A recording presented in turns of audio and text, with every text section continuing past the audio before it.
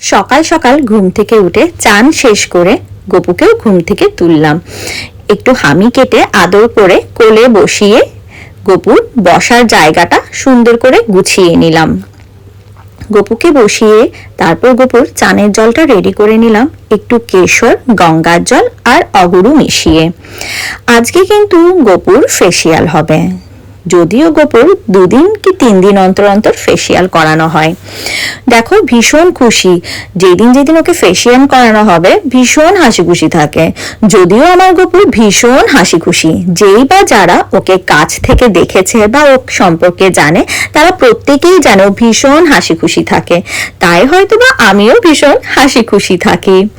তারপর গপুকে জল দিয়ে ভালো করে চান করিয়ে দিলাম। দেখো ভীষণ খুশি হয়েছে।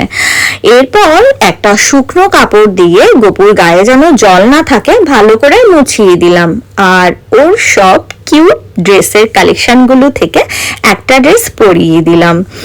ওকে দেখো ভীষণ কিউট লাগছে, তাই না? তারপর রজনীগন্ধার একটা মালা পরিয়ে দিলাম, আর আমার হাতে বানানো 21টা তুলসীর পাতা দিয়ে একটা তুলসীর মালা বানিয়ে পরিয়ে দিলাম। এরপর আমি সকালের ব্রেকফাস্ট রসমালাই আর কাজু বাদাম দিলাম। দেখতেই পাচ্ছ ফেস এক্সপ্রেশন দেখে খুব খুশি হয়েছে, আর তোমাদের আর আমাকে গুড মর্নিং জানিয়েছে। অবশ্যই